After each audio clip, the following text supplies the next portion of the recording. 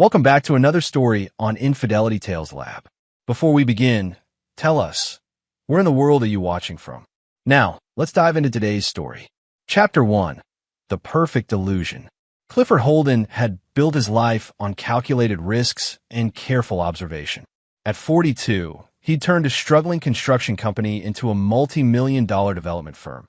Not through luck, but through reading people, spotting patterns, and trusting his instincts. Those same instincts had been whispering to him for months, though he'd pushed them aside as paranoia born from stress. The Tuesday morning started like any other. Clifford sat in his home office, reviewing blueprints for a downtown project, when his phone buzzed. His younger brother Dean's name flashed across the screen. The dentist rarely called during work hours. The text message was short, "Call me." Now, about Young. Clifford frowned. Young, his 13-year-old son, named after their grandfather, had gone for his orthodontic consultation that morning. Tanya, his wife of 15 years, had taken him, probably just discussing payment plans or scheduling. He dialed. Dean picked up before the first ring finished. "Cliff, where are you? Are you alone?"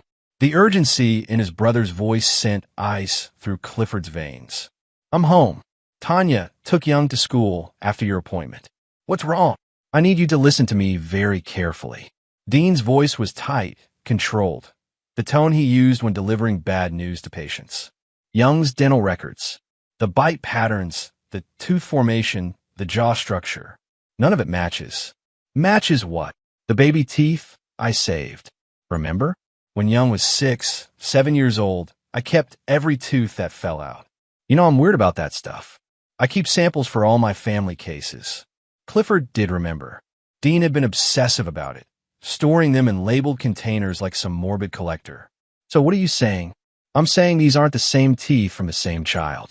The genetic markers, the enamel patterns. Cliff, this isn't scientifically possible unless..." Dean trailed off. "Unless what?" Clifford's knuckles whitened around the phone. "Unless this isn't the same kid." The words hung in the air like a guillotine blade. Clifford's mind raced through possibilities, each more impossible than the last. "You're saying Young isn't my son?" "I'm saying the child in my office this morning isn't the same child whose teeth I saved 7 years ago. I'm sending you the x-rays and the comparisons." "Cliff, when was the last time you did a DNA test?" "I've never done one. Why would I?" But even as he said it, memories flickered. The way Tanya had been distant during her pregnancy. Her insistence on a specific hospital across town.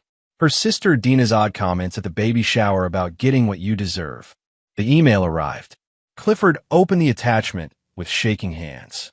2 sets of dental x-rays side by side. 2 bite impressions. 2 completely different patterns. Dean had highlighted the discrepancies in red, dozens of them. The juvenile teeth showed wider spacing, different crown formations, a distinct overbite. The current x-rays showed none of these characteristics. Clifford's engineering mind, trained to spot structural flaws, immediately recognized what his heart refused to accept. These weren't variations. These were different people. He walked to the living room, where Young sat cross-legged on the carpet, controller in hand, battling through some zombie apocalypse game. The boy had Tanya's dark hair, her narrow nose. But the eyes, the jaw, the way he smiled, Clifford had always assumed those were his own features. Now he looked at the 13-year-old and saw a stranger.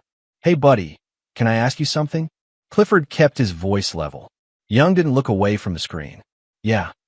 Do you remember living anywhere else when you were really little? Before this house?" The controller paused. Young's shoulders tensed, just slightly, but Clifford caught it. "No. What?" "Just wondering. Your mom ever tell you stories about when you were a baby?" "Not really." The game resumed, but the boy's movements were stiffer. "Can I go to Felipe's house after school tomorrow?" Felipe McCall, the son of Tanya's best friend Iris. Clifford had always found Iris unsettling. Too many knowing looks, too many whispered conversations with Tanya that stopped when he entered rooms. "We'll see. Go back to your game." Clifford returned to his office and locked the door. His mind shifted from shock to strategy. If Dean was right, and his brother was meticulous to a fault, then either there had been a hospital switch at birth, or something far more sinister had occurred. He opened his encrypted laptop and began searching through files. Bank statements, medical records, old photos. He'd kept everything organized, a habit from his military days before he'd built his business. The records showed Young's birth certificate from Memorial Hospital 13 years ago. But Tanya had insisted on that hospital specifically, even though it was 45 minutes away and they had a top-rated facility 10 minutes from their house. Next, he pulled up photos. The baby pictures showed an infant with a distinctive birthmark on his left shoulder blade, a small dark spot shaped like a comma. Clifford had dozens of photos of it. He'd always thought it was cute. He'd even joked about it being a Holden mark since he had a similar one. Then the photos shifted. Around age 6, the images showed Young in long-sleeved shirts, even in summer.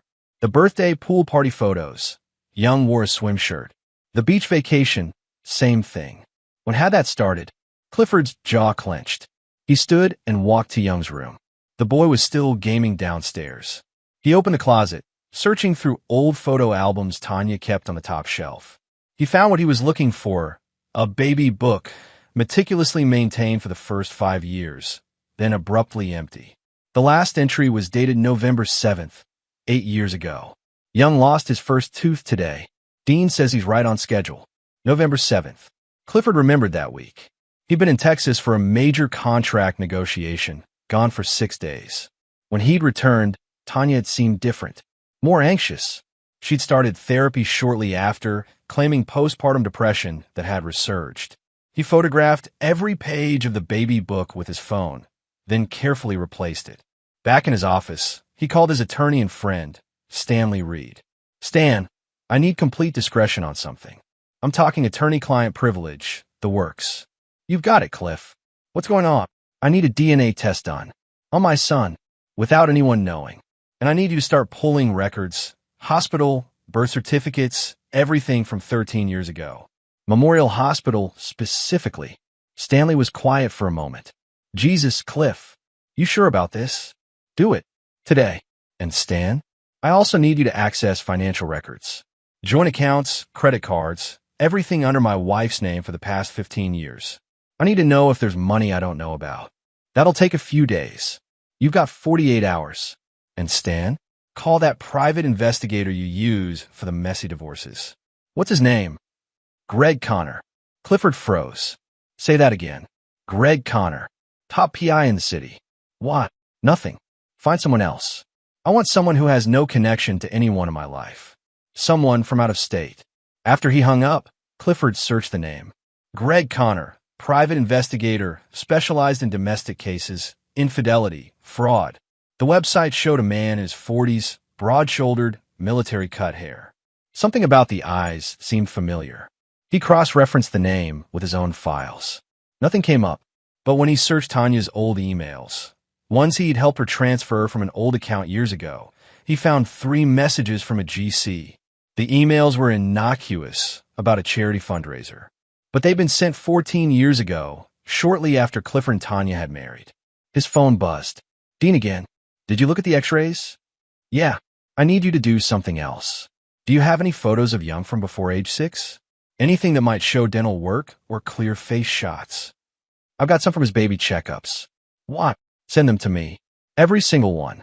And Dean, don't tell anyone we had this conversation.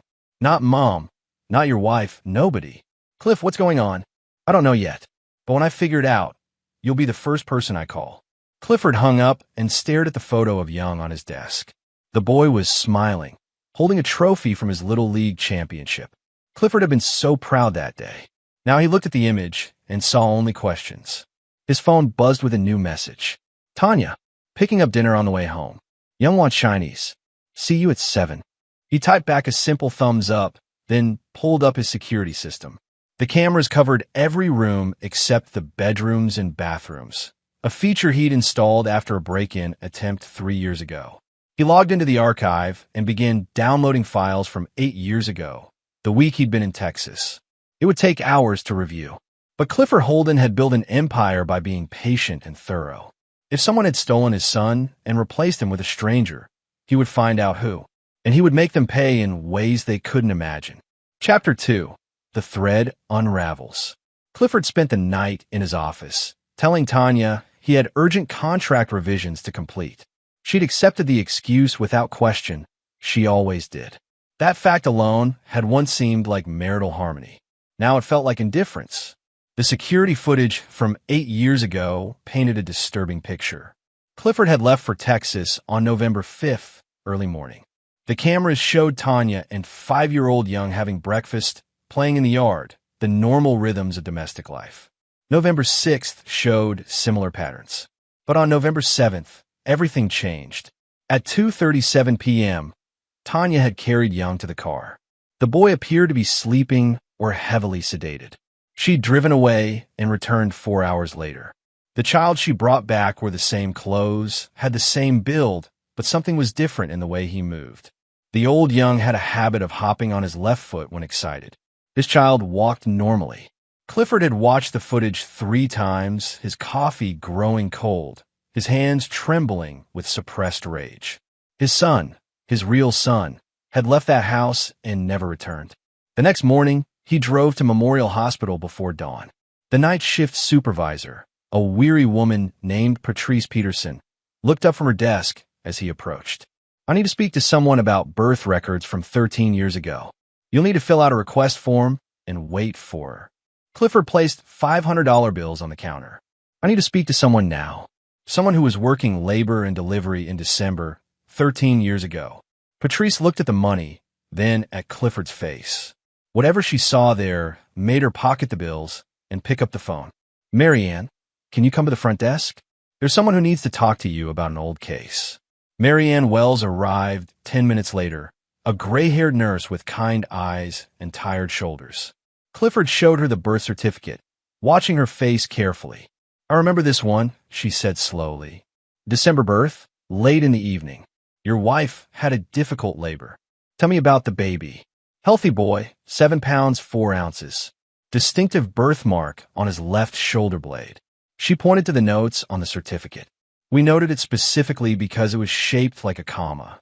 Unusual." Clifford's chest tightened. "And after the birth? What's the protocol? Baby stays with mother in recovery, or goes to the nursery if there are complications." "We had a state-of-art security system, tracking bracelets, cameras everywhere. Could a baby be switched?" Marianne's expression hardened.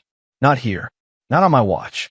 Every child is electronically tagged within seconds of birth. The tags sync with the mother's. If they're separated by more than 50 feet, alarms go off.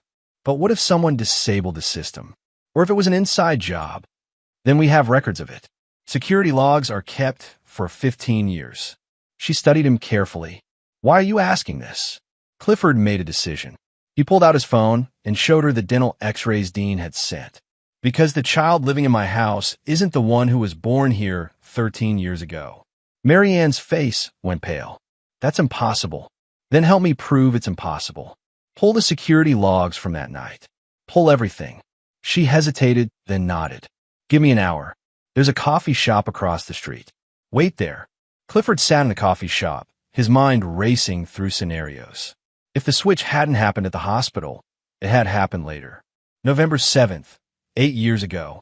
While he was away, Tanya had taken their son somewhere and brought back someone else's child. But why? And where was his real son now? His phone buzzed with an email from Stanley Reed. The subject line read, "You need to see this." The message contained a single attachment, a property deed. Tanya's name appeared as co-owner of a house in a suburb 2 hours north, purchased 9 years ago. The other owner was listed as Greg Connor. Clifford's vision tunneled. The private investigator. Tanya owned property with the private investigator his own lawyer had recommended. He called Stanley immediately. "Tell me everything about Greg Connor. Former military, like you. Army Ranger, dishonorably discharged 8 years ago for falsifying evidence in a domestic investigation. He set up shop as a PI, specializes in cases where clients need flexible ethics." "Cliff, I didn't know about his connection to Tanya." "I swear." "What else?"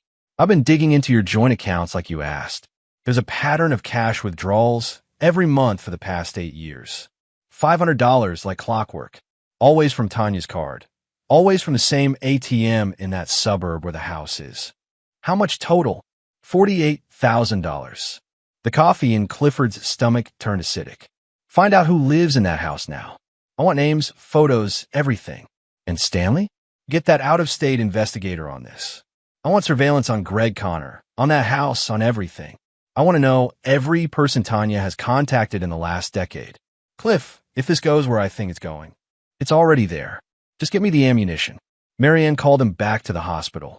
She had a thick folder and a haunted expression. You were right. Someone tampered with the security system that night. There's a gap in the footage, 45 minutes, right around when your wife gave birth. The official report says it was a technical glitch, but I pulled the maintenance logs. No repairs were done. No explanation given. Who was on duty that night? 3 nurses, 2 doctors, and 2 security guards. I wrote down all the names. She handed him a list. But there's something else. Your wife didn't just deliver one baby that night. Clifford's blood froze. What? She was in labor in the West Wing. But there was another woman in labor at the same time in the East Wing. She delivered within 20 minutes of your wife. And according to the logs, that baby also had a birthmark. On his shoulder. Who was the mother? Bonnie Conway. Unmarried. No permanent address listed. She gave the baby up for adoption immediately after birth. The records show he went to a private agency, Iris Goldberg Agency. The name hit Clifford like a sledgehammer. Iris Goldberg. Iris McCall had been Iris Goldberg before she married. Tanya's best friend ran an adoption agency. The conspiracy expanded before his eyes like a malignant web. This wasn't a random switch. This was planned, coordinated, involving multiple people. But the question remained, why? He thanked Marianne and drove directly to his lawyer's office. Stanley had more documents spread across his conference table. I found something else, Stanley said. Your father's will. The inheritance clause. Clifford knew it by heart. His father, a real estate mogul, had left his fortune with specific conditions. The money would be divided among his sons, but only if they had male heirs to carry on the Holden name. Clifford's share was $20 million, held in trust, to be released when his son turned 18. If Young isn't biologically yours, Stanley continued, you don't qualify for the inheritance. The money reverts to a backup clause, split between your brothers and any legitimate grandchildren. Tanya knows about the inheritance. Everyone knows about it. It was big news when your father died 8 years ago. Stanley paused. 8 years ago, Cliff. Right when the switch happened, the pieces clicked into place. Tanya and Greg Connor had orchestrated the switch not just to deceive Clifford, but to steal $20 million. By replacing his son with another child, she could claim the inheritance when the boy turned 18, then disappear with the money. But that raised an even darker question. Where's my real son? Clifford's voice was barely above a whisper. Stanley met his eyes. That's what we need to find out. And Cliff, we need to assume the worst while hoping for the best. Clifford nodded slowly. His mind shifted from grief to calculation. He'd spent years building an empire by identifying weaknesses and exploiting them.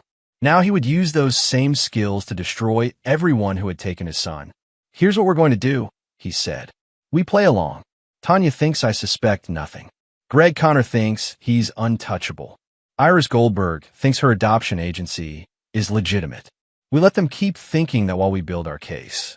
And when I have everything I need, I'm going to burn their entire world down. Stanley nodded grimly. What do you need from me? Everything. Phone records, financial statements, property records, every piece of their lives documented. I want to know every lie they've told, every law they've broken. And I want to find my son, because when I bring this down, I want him back. Chapter 3. The Mask. Clifford returned home that evening to find Tanya in the kitchen, humming while she prepared dinner. She looked up with a bright smile, the same smile that had charmed him 15 years ago when they'd met at a charity fundraiser. You're home early. I'm making your favorite pot roast. He kissed her cheek, tasting ashes. Smells great. Where's Young? Upstairs doing homework. How was your day? Productive. He poured himself a scotch, watching her move around the kitchen. How many lies had she told? How many times had she looked him in the eye while hiding the truth? Actually, I've been thinking, Clifford said casually. Young's getting older. Maybe we should start planning for his future. College funds, that sort of thing. Has Dean said anything about when we might get the inheritance paperwork sorted out? Tanya's hand paused on the serving spoon, just for a second. Oh, I don't know. That's 5 years away still. Plenty of time. Still, I'd like to get organized. Maybe we should do a full family documentation update. Medical records, dental records, DNA files, the works. Apparently, insurance companies give better rates if you have comprehensive health histories. The spoon clattered against the pot. Tanya laughed, but it sounded forced. That seems excessive. Probably. Just thinking out loud. He took a sip of scotch. By the way, did I tell you about the new development project? It's out in the suburbs, about 2 hours north. Beautiful area. I might need to spend some time up there overseeing construction. Which suburb? Her voice was carefully neutral. Haven't finalized the location yet. Somewhere quiet. Maybe I'll take Young with me sometime. Make it a father-son trip. He has school. Weekends, then. Clifford smiled.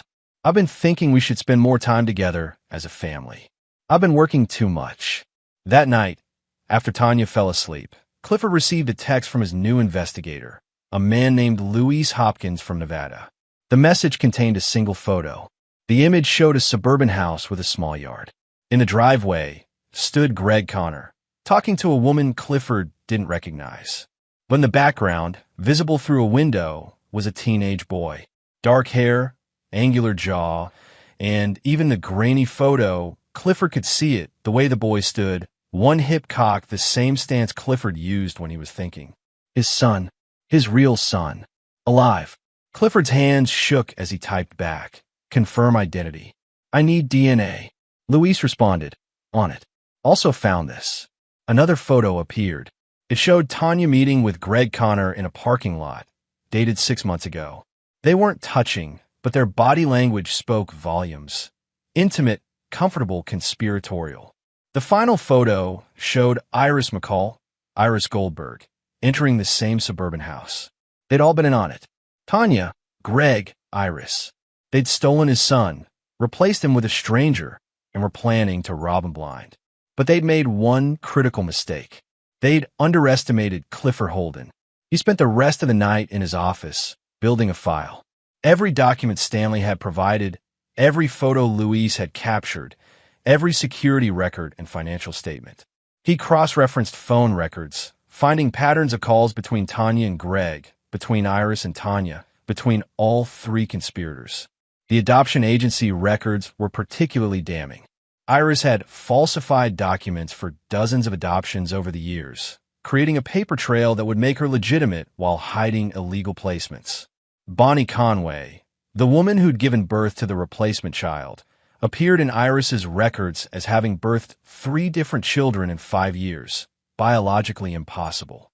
Bonnie Conway was a professional birth mother, producing children for Iris's scheme. But the most disturbing discovery came when Clifford cross-referenced the children's faces in Iris's agency photos. Every child bore striking resemblances to wealthy fathers in the area.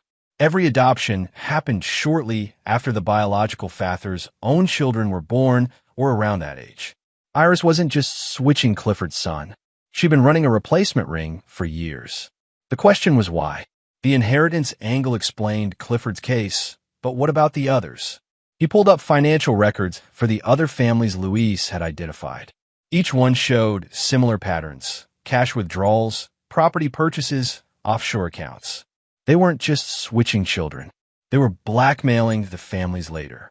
Once the adopted child was established in the home, someone would contact the parents with the truth and demand payment. The parents, faced with losing the children they'd raised for years, would pay anything. It was brilliant and monstrous. Clifford's phone buzzed. Dean, I got back the DNA results from Young's dental samples. Cliff, it's definitive. He's not your biological son. I know. I need you to do something for me. Don't react, just listen. He explained everything. The conspiracy, the switch, the real son alive in the suburbs. Dean's breathing grew ragged. Those bastards. Cliff, we call the police right now. We? No, not yet. If we call the police, they lawyer up, destroy evidence, and my son disappears. Maybe permanently. We play this smart. I need you to keep treating Young normally. Don't let anyone know we suspect anything. How can you even look at that kid? Because he's a victim too, Clifford said quietly. He's been used, just like my real son. Neither of them asked for this. Our fight is with the adults who orchestrated this. After the call ended, Clifford walked upstairs. Young's door was cracked open. The boy lay sleeping, his face peaceful. Clifford had loved this child for 8 years, had changed his diapers, taught him to ride a bike, celebrated his birthdays. None of that was real, but the emotions had been. He couldn't hate the child, but he could hate what had been done. Tanya slept in their bed, her face serene. How many nights had she lain next to him, knowing what she'd done? How many times had she smiled and laughed while planning his destruction? Clifford returned to his office and opened a new document. He titled it Operation Reversal. If they want to play games with identities and inheritances, he would play, but by his rules. He would expose every player, recover his son, and make sure they paid for their crimes. Not just legally, though they would face justice, but personally.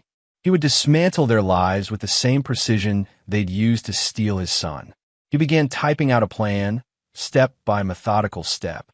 By dawn, he had a complete strategy. It would take weeks to execute, and it would require playing a role he hated, the oblivious husband. But at the end of it, he would have his son back and his enemies destroyed. Clifford Holden poured himself another scotch and watched the sunrise through his office window. The game had begun, and he always won. Chapter 4, Building the Trap. 3 weeks into his investigation, Clifford had assembled a network of allies and information that would make intelligence agencies envious. Louise Hopkins had proven invaluable, quietly surveilling Greg Connor's movements and documenting every shred of the conspiracy. But the real breakthrough came from an unexpected source. Bonnie Conway. Louise had tracked her to a trailer park in a neighboring county. She was living in squalor despite having received payments from Iris's agency for years. When Louise approached her with an offer, immunity and $50,000 in exchange for testimony, she'd broken down, crying, and confessed everything. Clifford met her in a secured location, a storage unit he'd rented under a false name. Bonnie was 37, but looked 50, worn down by poverty and poor choices. She sat across from him, shaking, while Stanley Reed recorded everything. I didn't know what they were going to do with the baby, Bonnie said, her voice hoarse. Iris told me it was a private adoption, that a loving family wanted him. She paid me $30,000. I needed the money. I had debts, bad people after me. Tell me about the birth. Clifford kept his voice level, though rage simmered beneath. They took me to Memorial Hospital.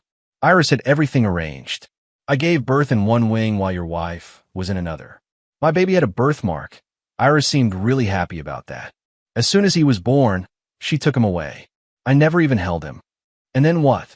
She gave me the money and made me sign papers saying I'd never contact the family. She said it was standard adoption procedure. Bonnie looked at her hands. But a few months later, I saw on social media, Iris posted a photo from a birthday party. My baby was there, but they were calling him Young. Your son Young. I realized what had happened. You knew and said nothing? Clifford's knuckles whitened.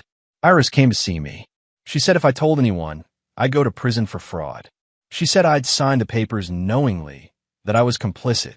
She gave me another $10,000 to stay quiet. Bonnie wiped her eyes. I'm not proud of it, but I was scared. Tell me about the other mothers. You weren't the only one. Bonnie nodded miserably. There were at least 5 of us over the years. Iris recruited women who needed money, women who wouldn't ask questions. She matched our babies to specific families based on physical characteristics. It was all planned out. Did you ever meet Greg Connor? Once. He came to my trailer 2 years ago, asking questions about the birth. He seemed nervous, like he wanted to verify everything was still hidden. He gave me another $5,000 to keep the peace, as he called it. Clifford leaned back, processing. Here's what's going to happen. You're going to disappear for a while. Stanley will set you up in a safe location. When the time comes, you'll testify to everything you've told us. In exchange, you get immunity, the $50,000, and a clean slate. But if you contact anyone, especially Iris or Greg, the deal is off. Where's my baby now? Bonnie asked quietly. In my house, being raised as my son. And he'll stay there until I get my real son back. Then we'll figure out what's best for him. After Bonnie left, Clifford turned to Stanley. That's 3 crimes: kidnapping, fraud, and extortion. But I need more. I need evidence that directly ties Tanya to the planning stages. I've been working on that, Stanley said. I accessed her old email accounts, the ones she thinks are deleted. There's a trail from 14 years ago. She and Greg Connor were involved romantically before you met her. The relationship ended badly. When she found out about your father's inheritance clause, she reconnected with him. They hatched the plan together. Show me. The emails were damning. Tanya and Greg had discussed the switch in coded language, but the meaning was clear. They planned to wait until the child was 13, claim the inheritance at 18, then disappear together. Greg would divorce his own wife, Tanya would divorce Clifford, and they'd start a new life with $20 million. But there was an additional layer. Greg had been blackmailing Iris for years over her illegal adoption ring. He'd discovered her scheme and forced her to participate in the switch, threatening to expose her unless she cooperated. Iris had complied, but she'd also been embezzling money from her agency, preparing her own escape. It was a conspiracy of betrayals, each participant planning to double-cross the others. They're all going to turn on each other, Clifford said. We just need to apply pressure in the right places. That night, he implemented the first phase of Operation Reversal. He called a family meeting with Tanya, Young, and his own mother Elvira, the widow of the man whose inheritance had started this nightmare. Elvira Casey Holden was 73 and sharp as broken glass. She'd built her late husband's business alongside him and had no tolerance for fools. Clifford had briefed her on everything, and she'd been coldly furious. I've been thinking about the inheritance situation, Clifford announced over dinner. Given Young's age, I want to establish a trust fund now. Get everything legally organized. Tanya's fork paused. That seems premature. Not at all, Elvira interjected. In fact, I insist. My lawyers will need DNA documentation to establish bloodline verification. Standard procedure for estates this size. Young looked up from his phone. DNA test. Nothing invasive, Clifford said smoothly. Just a cheek swab. We'll all do it. Me, you, your uncles. Family medical records, too. When? Tanya's voice was strained. Next week. The lawyers are finalizing the paperwork. Tanya excused herself to the bathroom. Clifford knew she'd be texting Greg Connor, panicking. Let her. Panic made people sloppy. After dinner, Clifford found Young in his room. The boy looked nervous. Am I in trouble? Young asked. No. Why would you think that? The DNA test. I heard Mom on the phone once. She was talking about me being adopted. I wasn't supposed to hear. Clifford's chest tightened. The boy had been carrying this secret. What did you hear exactly? That I wasn't really yours. That she'd gotten me from somewhere else when I was little. Young's eyes filled with tears. Are you going to send me away? Clifford sat beside him, choosing his words carefully. I don't know the full truth yet, but whatever we find out, you're not being sent away. You've done nothing wrong. Do you understand that? Young nodded, wiping his eyes. I've always felt different, like I didn't quite fit. And sometimes Mom looks at me weird, like she's disappointed. That's on her, not you. Clifford squeezed the boy's shoulder. Whatever happens next, you're going to be protected. I promise. Later that night, Louise sent an update. Greg Connor had driven to Iris's house immediately after Tanya's call. The 3 conspirators had met for 2 hours. Louise had managed to plant a listening device in Greg's car, and the recording was damning. Clifford listened to the audio through earbuds, his expression stony. Tanya's voice. He wants a DNA test. He knows something. Greg, there's no way he knows. You're paranoid. Iris, if he tests the boy, everything falls apart. We need to move the timeline up. Tanya, move it up how? Young is only 13. We agreed to wait until. Greg, we don't have a choice. We grab the money now and disappear. Iris, you can access the trust documentation, right? Iris, I have connections at the law firm, but forging release papers for a minor is. Greg, figured out. We have 1 week before this all blows up. The recording continued with plans to forge documents and drain offshore accounts. They were preparing to run. Clifford had expected this. He'd forced their hand deliberately. Now came the critical part of his plan. He called Luis. I need you to make contact with my real son. Carefully. Don't scare him, but find out what he knows. And I need surveillance on all 3 targets. If any of them try to leave the city, I want to know immediately. You want me to approach the kid directly? No. Too risky. Find someone he trusts, a teacher, a coach, someone we can vet. Use them as an intermediary. I need to know if he's aware of the situation. Over the next 3 days, Luis worked his magic. The real young. Clifford had started thinking of him as RJ for real junior. Attended a local high school under the name Ben Hernandez. Greg Connor had enrolled him as his nephew to avoid suspicion. The boy was 15, athletic, good grades. He played baseball. Luis befriended the baseball coach, Buddy English, who confirmed that Ben was a good kid but seemed troubled. He asked a lot of questions about his past, about who his real parents were. Greg and the woman posing as Ben's aunt, Dina Brock, had told him his mother died and his father was deployed overseas. I want to meet him, Clifford said. That's risky, Stanley warned. If Greg finds out, he won't. I'll make it look like a chance encounter. Luis, set it up. Baseball field during practice. I'll be there. Chapter 5. The Son He Lost. The baseball field was dusty and sun-bleached, surrounded by chain-link fence. Clifford sat in the bleachers wearing a baseball cap and sunglasses, watching the team run drills. Luis had pointed out Ben, number 17, playing shortstop. Even from a distance, Clifford knew. The way the boy moved, fluid and confident. The way he swung the bat, putting his whole body into it. These were Clifford's movements, his mannerisms. Genetics weren't everything, but they were something. After practice, Luis approached the coach, and Clifford watched his buddy called Ben over. They talked for a moment. Then Luis gestured toward Clifford. The boy walked over cautiously. Up close, the resemblance was undeniable. Ben had Clifford's jaw, his eyes, the same slight crook in his nose from where Clifford had broken his own in a childhood fight. But the boy's expression was guarded, wary. Coach says you wanted to talk to me.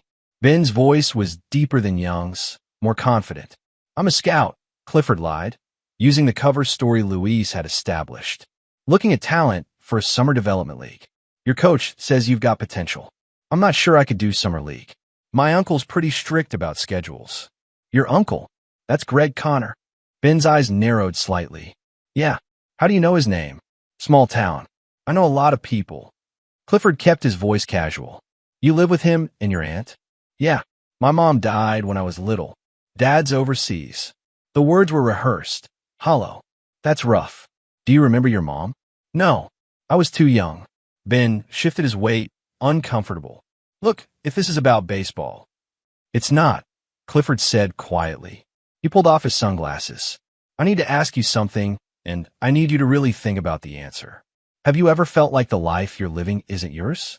Like you're missing pieces of your past? Ben took a step back. Who are you? Someone who's been looking for his son for a long time. Someone who thinks he might have just found him. The boy's face went pale. I don't know what you're talking about. Yes, you do. You felt it. The inconsistencies, the gaps in the story. The way your uncle watches you like your prisoner. The way your aunt never quite meets your eyes. Ben looked around wildly, as if checking for escape routes. You need to leave me alone. I will. But first, I need you to do something for me. Clifford pulled out a DNA testing kit. Take this. Use it. Send it to the lab. The instructions and prepaid envelope are inside. When you get the results, you'll have answers. Answers to what? To who you really are. To where you came from.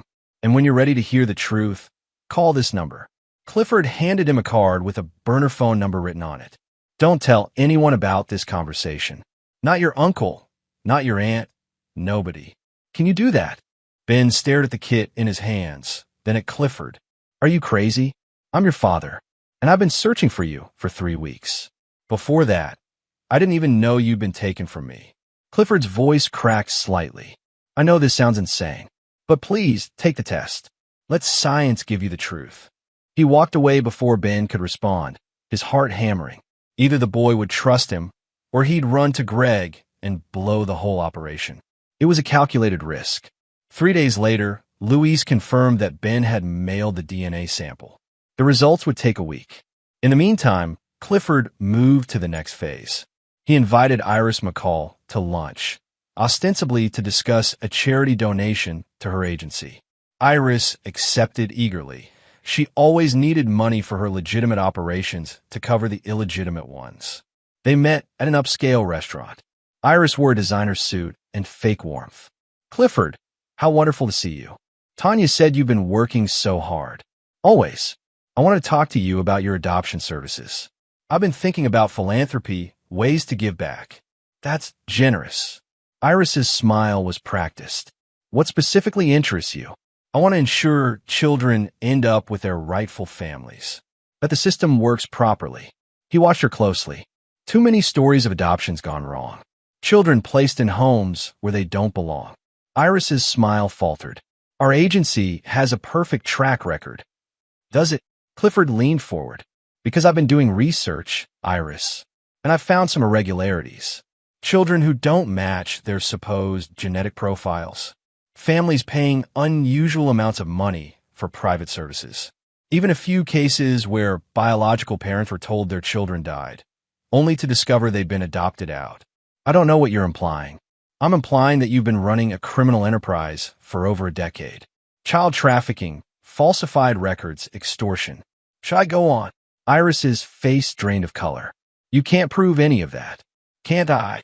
Clifford pulled out a folder and slid it across the table. Bank records showing payments to birth mothers. Falsified adoption certificates. Emails between you and Greg Connor discussing inventory management. "That's what you call stolen children?" "Inventory." Iris opened the folder with shaking hands. Her expression shifted from fear to calculation. "What do you want?" "The truth. All of it.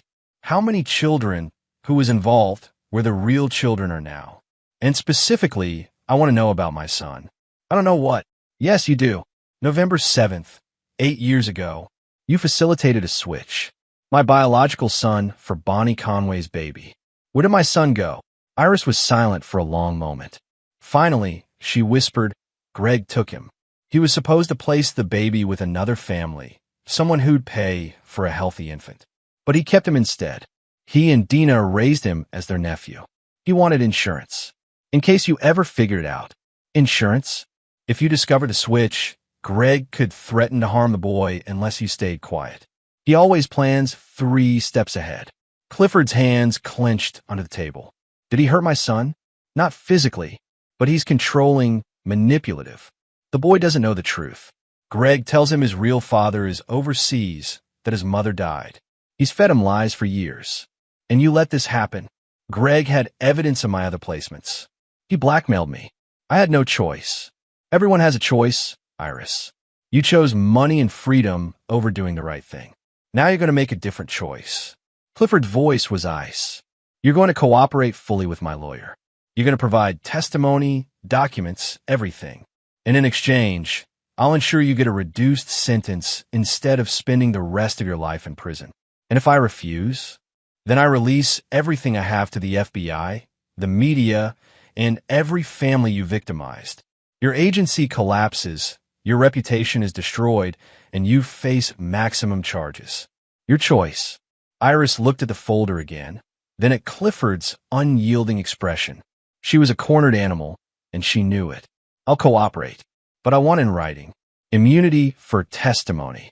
Reduced charges, not immunity. You're not walking away clean. Stanley will draft the agreement. You have 24 hours to sign it." That evening, Clifford received the call he'd been waiting for. A hesitant voice on the burner phone. "This is Ben." The DNA results came back. It says there's a 99.9% match to a sample in the database. "Your sample? How is that possible?" Clifford closed his eyes, relief flooding through him. "Because I'm your father, your real father, and I'm going to bring you home." Chapter 6. The Pieces Fall. The revelation triggered everything Clifford had been preparing.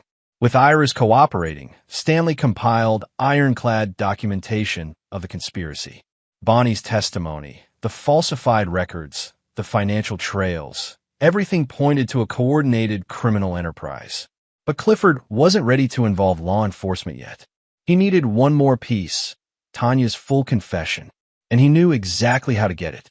He came home late one night, making sure to look exhausted and defeated. Tanya was waiting up, unusual for her. "We need to talk," she said. "About what?" "The DNA test. I know you're planning it, and I think we should discuss Young's origins." Clifford sat down heavily, playing the role of a man on the edge. "You mean the fact that he's not mine?"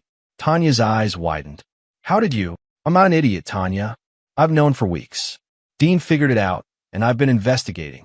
The question is, are you going to tell me the truth, or do I have to drag it out of you?" She was quiet for a moment, calculating. Then tears began flowing, practiced theatrical tears. "I was going to tell you. I swear. It happened 13 years ago.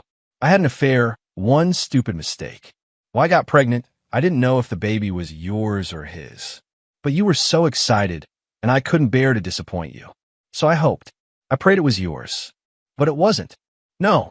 But by the time I realized, Young was already born. You loved him. I loved him. I couldn't take that away from you. It was a good lie. Almost convincing. If Clifford didn't know the truth, he might have believed it." "Who's the father?" he asked. "A man I met at a conference. It was meaningless. I haven't seen him since." "Really?" "Because I think you're lying. I think this goes much deeper than an affair." He pulled out his phone and played the audio recording from Greg's car. Tanya's voice filled the room, discussing the timeline, the inheritance, the plan to disappear. Her face went from flush to ashen. "You've been working with Greg, Connor. You've been planning to steal from me for 8 years. And you didn't just pass off another man's child as mine. You orchestrated a switch. You took my son and replaced him with someone else's baby." "Clifford, please. Where's my real son?" "I don't know. Greg handled that part. I swear, I didn't want to know the details. He said it was better that way. So you're a coward and a thief. Good to know." Clifford stood. "Here's what's going to happen. You're going to write down everything, every detail of the plan, every conversation, every person involved. You're going to confess it all. Why would I do that? Because if you don't, I'll make sure you face the maximum penalty for kidnapping, fraud, and conspiracy. With good legal help, you might get 10 years. Without it, 25 to life. You wouldn't do that to the mother of your son. You're not the mother of my son. You're a criminal who stole my child. And if you ever want any possibility of leniency, you'll start talking. Now." The confession took 3 hours. Tanya detailed everything. How she'd reconnected with Greg after learning about the inheritance, how they planned to switch, how Iris had facilitated it. She described the night of the switch, drugging 5-year-old Young, taking him to a secure location where the exchange happened, bringing the replacement child home. "I thought it would be easier," she said, her voice hollow.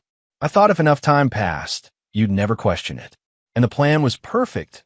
Wait until he's 18, claim the inheritance, split the money 3 ways. Greg and I would disappear together. Start over. Did you ever love me?" Clifford asked. Tanya looked at him with something like pity. "I loved what you could give me. The lifestyle, the security. But love you? No. I've loved Greg since college. This was always about getting back to him." The honesty was almost refreshing in its cruelty. "And what about the boy you've raised for 8 years? Does he mean anything to you?" "He's not mine. He's just part of the plan." Clifford recorded every word. When she finished, he stood. "Pack your things. You're leaving tonight." "Where am I going?" "That's not my problem anymore. But if you're still here in the morning, I'm calling the police." "And Tanya? If you contact Greg or Iris, the deal is off. You'll face the full weight of the law." She left within the hour, taking only a suitcase. Young, the boy who'd lived as a son, watched from the stairs, confused and scared. After Tanya was gone, Clifford sat the boy down. "I know this is confusing, and I'm going to explain everything soon. But right now, I need you to trust me. Can you do that?" The boy nodded slowly. "Are you my real dad?" "No, but that doesn't mean I don't care about you. You're a victim in this too, and I'm going to make sure you're taken care of." "What about my real parents?" "We'll find them. I promise." The next morning, Clifford met with Ben, his biological son, at a neutral location, a park where they could talk without interruption. The 15-year-old was wary but curious. "I got your message," Ben said. "You want me to come home? To a man I don't even know? I want you to understand what happened to you. To both of us. And then I want you to make your own decision about what comes next." Clifford explained everything. The switch, the conspiracy, the years of lies. Ben listened with growing horror and anger. Greg isn't my uncle? No. He's the man who helped steal you from me. And he's been lying to you your entire life. And the woman I thought was my aunt? Dina Brock. She's part of it too. They've been keeping you as insurance, as leverage in case I ever discovered the truth. Ben was silent for a long time. Then what happens now? Now you decide. I'm your biological father. I have rights. But you're 15 years old enough to have a voice in your own life. If you want to come home, I'll fight for custody. If you want time to process this, I'll respect that. But either way, I'm going to make sure the people who did this face justice. And what about the kid who's been living as your son? He's a victim too. I'm working on finding his biological mother. She gave him up, but maybe she'll want him back. If not, we'll find a good home for him. Ben looked at the ground. This is insane. I know, but it's the truth. And you deserve the truth. Can I think about it? Take whatever time you need. But Ben, I've been searching for you since the moment I knew you existed. And whether you come home or not, you're my son. Nothing changes that. They parted ways, and Clifford returned to his lawyer's office, where the final pieces of Operation Reversal were falling into place. Stanley had coordinated with a federal prosecutor. With Bonnie's testimony, Iris's cooperation, Tanya's confession, and the mountain of evidence, they had enough to bring charges against everyone involved.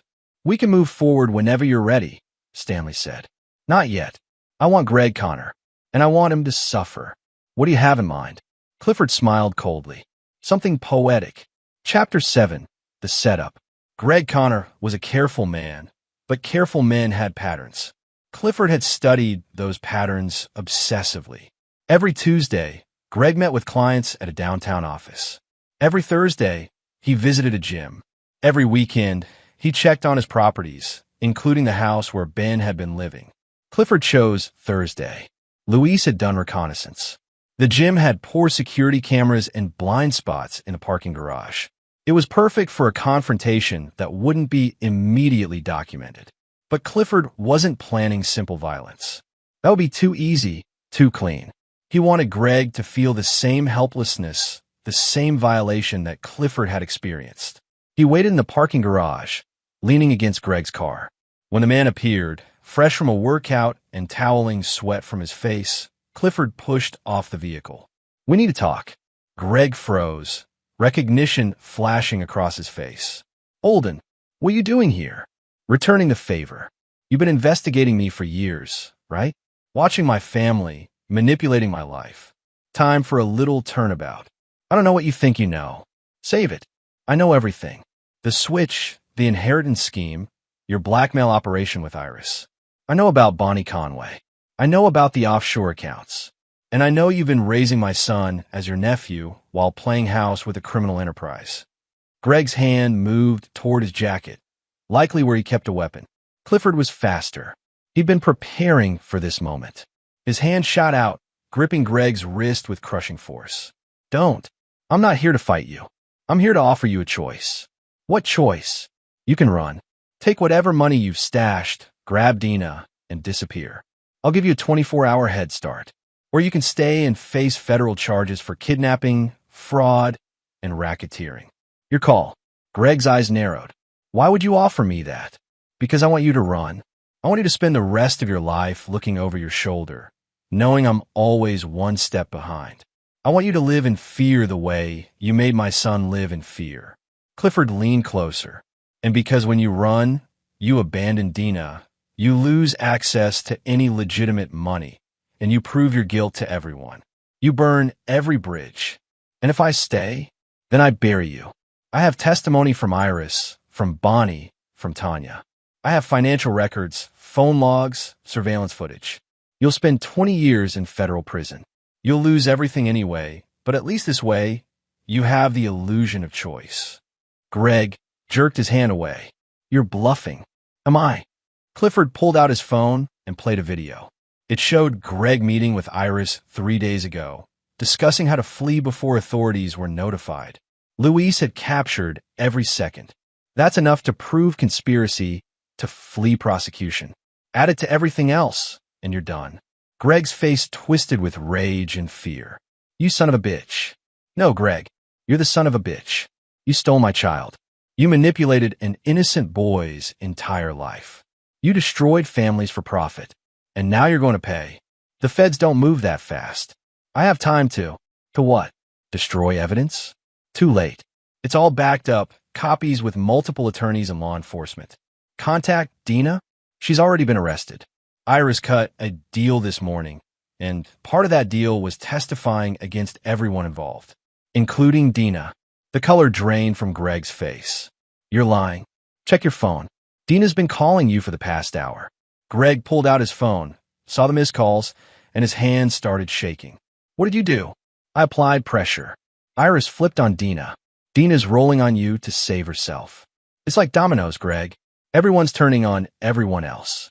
Except me. I'm the only one not going down. Because I'm the victim. I'll tell them you coerced confessions. That you. Go ahead. Try it. My lawyers are better than yours. My evidence is ironclad. And I have something you don't. The moral high ground. I'm a father fighting for his stolen child. You're a criminal who kidnapped an infant for profit. Who do you think the jury will believe? Greg's composure cracked entirely. I want a lawyer. Get 3. You'll need them. Clifford stepped back. Your 24 hours starts now. Run or stay, I don't care. But know this. Wherever you go, whatever you do, I'll be watching. And when you least expect it, when you think you've found safety, I'll make sure the authorities know exactly where to find you. He walked away, leaving Greg standing in the parking garage, trapped between impossible choices. Luis confirmed 2 hours later that Greg had withdrawn cash from multiple accounts and was packing his car. He was running. Perfect. Chapter 8, The Reckoning. The next 48 hours moved with surgical precision. With Greg fleeing, the federal prosecutor moved to freeze his assets and issue warrants. Dina, realizing she'd been abandoned, fully cooperated in exchange for immunity on the kidnapping charges, though she'd still face fraud and conspiracy charges with reduced sentences. Iris had already begun serving her cooperation agreement, providing documentation on 17 other cases of illegal adoptions over the past decade. Families were being notified. Children were being reunited with biological parents. It was chaos, but it was necessary chaos. Tanya, isolated and terrified, tried to contact Clifford. He ignored every call. Stanley handled communications, informing her that she'd face charges but would likely receive probation if she continued cooperating. The threat of prison kept her compliant, but the real focus was on the children, both of them. Young, the boy who'd lived as Clifford's son, had been staying with Dean and his wife temporarily. Clifford met with him to explain everything as gently as possible. Your real mother's name was Bonnie Conway. She gave you up for adoption because she thought you'd have a better life. She didn't know what Iris was planning. She's been contacted, and she wants to meet you, if you're willing. The boy, whose real name turned out to be Toby Stanton, from Bonnie's maiden name, processed this quietly. Does she want you back? She wants to know you. Whether you live with her is something you'll both decide together. But you have options. And whatever you choose, I'll make sure you're taken care of financially. You've been through hell, and none of it was your fault. Why are you being nice to me? I'm not your son. Because you're a kid who got caught in an adult's evil plan. You deserve better. And honestly, I've cared for you for 8 years. That doesn't just disappear because of DNA. Toby wiped his eyes. I'm scared. I know, but you're not alone. The meeting between Toby and Bonnie happened under supervision at a family services center. It was emotional, painful, and tentatively hopeful. Bonnie had been in counseling, had gotten clean, had used the money Clifford gave her to start rebuilding her life. She wanted to try being a mother, a real one this time. But the reunion Clifford cared about most was with Ben. His biological son had been processing everything for days. Dean had offered to mediate conversations, providing a neutral family member's perspective. And slowly, Ben had started opening up to the idea of connecting with Clifford. They met for the 3rd time at a restaurant. Casual, public, low pressure. I've been thinking, Ben said, pushing food around his plate, about what you said, about choices. And Greg lied to me my whole life. He made me feel grateful for a home, when he'd stolen me from my real home. And Dina, she just went along with it. They're not family. They're kidnappers. Yes. And you're trying to fix what they broke. You're trying to make things right. I'm trying. Ben looked up, meeting Clifford's eyes. Can I ask you something? Anything. If I come home, if I move in with you, what happens then? Do we just pretend the last 15 years didn't happen? Do we act like a normal father and son? No, Clifford said honestly. We start from scratch. We get to know each other. We build something new. It won't be normal because our situation isn't normal, but it can be good if we both work at it. And what about Toby? The other kid, he's going to figure out his own path, but he and I will stay in touch. He deserves that much. Ben was quiet for a long moment. Then, okay, I want to try. I want to come home. The word home hit Clifford like a physical blow. He nodded, not trusting his voice. 2 weeks later, the federal prosecutor held a press conference announcing indictments against Greg Connor, still at large, Iris Goldberg, Dina Brock, and Tanya Holden for their roles in a multi-year kidnapping and fraud scheme. The story exploded across national media. Clifford was contacted by dozens of outlets, but he declined all interviews except one, a brief statement. My son was stolen from me when he was 5 years old.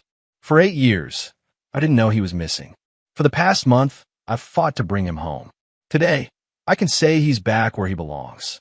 To other families affected by this scheme, I promise I'll do everything I can to help you find justice and reunification. Thank you. Simple, dignified, and devastating for the conspirators. Greg Connor was caught 3 weeks later trying to cross into Mexico. He'd run out of money, run out of allies, and run out of options. Federal marshals arrested him at a border checkpoint. He was extradited back and held without bail. His trial became a media sensation. The evidence was overwhelming. Bonnie testified. Iris testified. Dina testified. Even Tanya testified. Each one desperate to save themselves, willing to burn the others. Greg was convicted on all counts: kidnapping, fraud, conspiracy, and racketeering. The judge sentenced him to 45 years in federal prison. You violated the most sacred bond, that between a parent and child, the judge said at sentencing. You treated human lives as commodities. You destroyed families for profit. There is no place in civilized society for people like you. Greg showed no remorse. Even at sentencing, he smirked, as if this was all a game he'd merely lost temporarily. Clifford watched from the gallery, Ben sitting beside him. Justice felt cold, insufficient. But it was something. Chapter 9, Reconstruction. 6 months after Greg's conviction, life began to find a new rhythm. Ben moved into Clifford's house, taking the bedroom that had once been his nursery, then a guest room, now finally his again. They didn't pretend it was easy. Ben had therapy twice a week. They both did. Working through 15 years of stolen time required professional help. But there were good moments. Teaching Ben to drive. Watching baseball games together. Quiet dinners where they actually talked instead of performing. Dean remained a central figure, fascinated by the genetics that had exposed the conspiracy. You know, if I hadn't kept those baby teeth, none of this would have been discovered. You'd have paid out the inheritance to a stranger. And my real son would still be living a lie, Clifford added. You saved us, Dean. Toby, Clifford had promised to call him by his real name, visited once a month. He was living with Bonnie now, in a modest apartment funded by the restitution Clifford had negotiated from Iris's seized assets.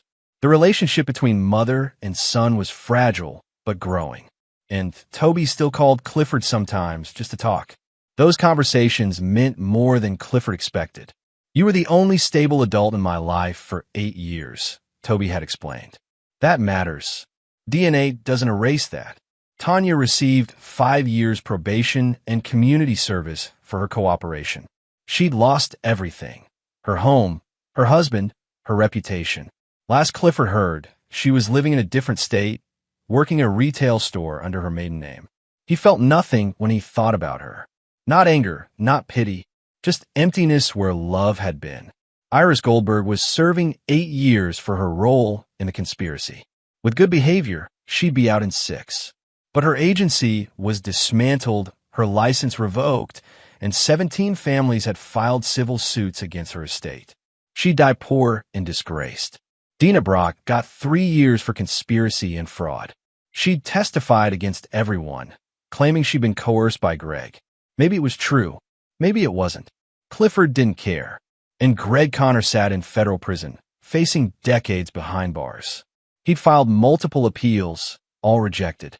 He'd tried to claim entrapment, coercion, false evidence. Nothing stuck. The evidence was too strong, the witnesses too numerous. Clifford had visited him once, 3 months after sentencing. The prison was bleak, secure, designed to break spirits.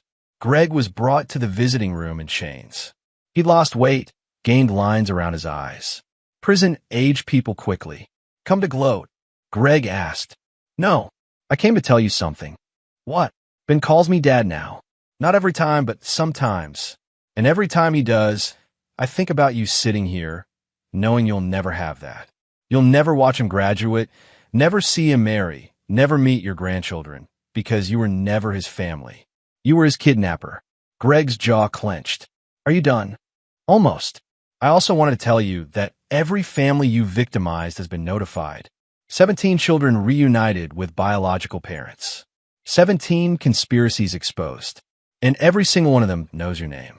You're famous, Greg. You're the monster parents warned their children about. I was trying to build a future. I was. You were stealing children. Call it whatever you want. But that's what you did.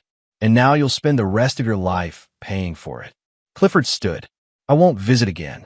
But I wanted you to see my face one more time and understand. You lost. Completely. Absolutely. And I won. He'd walked out without looking back. Now, 6 months later, Clifford stood in his backyard watching Ben practice pitching. The boy had his mechanics down, his control improving daily. He'd made the high school varsity team, a rare achievement for a sophomore. Hey, Dad, Ben called out. Can you catch for me? The word still sent a thrill through Clifford's chest. He grabbed a glove and took position behind home plate. They threw in comfortable silence, the rhythmic smack of ball hitting leather soothing. This was peace. Not forgetting, never forgetting, but moving forward. Dean joined them, bringing beers for the adults and soda for Ben. I saw Toby last week, Dean mentioned. Kid's doing well. Bonnie's got him in counseling, and he's catching up in school. Good, Clifford said. You know, for a while I thought you were crazy, Dean continued. The way you went after everyone, the elaborate traps, the psychological warfare. I thought you'd gone too far. And now I think you did exactly what needed to be done. You didn't just get revenge. You exposed a system that was victimizing children. You probably saved kids we don't even know about yet. Clifford thought about that. The investigation had expanded. Federal authorities were looking into similar schemes in other states, other agencies. The ripple effects would continue for years. I didn't do it for them, Clifford admitted. I did it for Ben, and for the 5-year-old boy who was stolen from me. Everything else was just necessary collateral. Ben jogged over, hearing his name. What about me? Just talking about how good your curveball's getting, Clifford said smoothly. It's still garbage, but I'm working on it. Ben grinned, that easy, confident smile that reminded Clifford of himself at that age. Hey, are we still going to that baseball game this weekend? Wouldn't miss it. Cool. I'm going to shower. Ben headed inside, and for a moment Clifford watched him go, still barely believing this was real. You did good, Cliff, Dean said quietly. Our father will be proud. Clifford thought about his father, about the inheritance that had started this nightmare. The money would be transferred to Ben when he turned 18, as originally intended. But Clifford had already set up educational trusts and secure accounts. The money mattered less than the principle. Ben was home. The conspirators were punished. Justice had been served. It wasn't a fairy tale ending. The trauma would echo for years. Ben still had nightmares. Clifford still felt rage when he thought about the lost time. But they were building something new. That evening, as they sat down for dinner, Ben, Clifford, and Dean's family, Clifford looked around the table and felt something he hadn't felt in months. Hope. The past couldn't be changed. 8 years had been stolen, and no amount of punishment would give them back. But the future was theirs to write. And Clifford Holden, the man who'd built an empire through determination and strategy, would make damn sure it was a good one. So, Ben said, breaking the comfortable silence. I've been thinking about colleges. Coach says I might get a baseball scholarship if I keep improving. Where are you thinking? Maybe somewhere out west. California. Maybe. Somewhere new. Clifford felt a pang, the instinct to hold on, to keep his son close after nearly losing him forever. But he pushed it aside. California's great. Good weather, good programs. We'll visit some campuses next year. You come with me? Of course. You're my son. Where else would I be? Ben smiled, and in that smile, Clifford saw the future. Not perfect, not without scars, but theirs, earned through fire and determination and refusing to give up. Outside, the sun set over the city. Somewhere, Greg Connor sat in a cell. Somewhere, Tanya worked a job she hated, living a life she destroyed. Somewhere, Iris counted the years until potential parole. But here, in this house, a father and son were learning to be family. And that was the greatest victory of all. And there you have it. Another story comes to an end. What did you think?